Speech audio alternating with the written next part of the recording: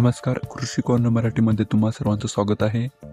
मित्रो, केंद्र सरकारकडून पीएम किसान योजनेचा पुढील हप्ता लवकरच वितरित होण्याची शक्यता प्रतीक्षा राज्यातील शेतकरी करत आहेत.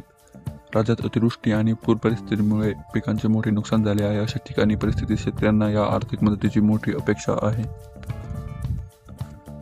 विशेष म्हणजे केंद्र शासनाने यापूर्वीच हिमाचल प्रदेश, उत्तराखंड, पंजाब आणि जम्मू काश्मीर या पूरग्रस्त राज्यातील सुमारे 33 लाख शेतकऱ्यांना या आगाऊ स्वरूपात पीएम किसानचा हप्ता वितरित केला आहे. या राज्याच्या तुलनेत महाराष्ट्रातील शेतकऱ्यांचे सुमारे 92 ते 93 लाख झालेले नुकसान कित्येक पटीने जास्त आहे. तरीही महाराष्ट्राला अद्याप ही मदत मिळाली नाही.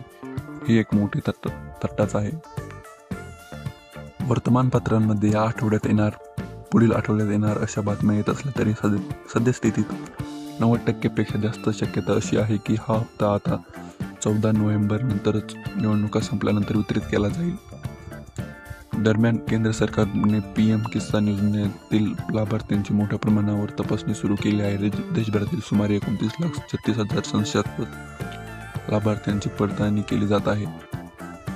म्हणजे मित्रांनो, तुम्हाला कळालेच असेल की जोपर्यंत निवडणुका संपत नाही तोपर्यंत पीएम किसानचा हप्ता येणार नाही. याची तुम्ही सर्वांनी नोंद घ्यावी. धन्यवाद. आणि अशा नवीन सत्य ताज्या बातम्या जाणून घेण्यासाठी आता सबस्क्राईब करून ठेवा. भेटूया लवकरच पुढच्या व्हिडिओमध्ये.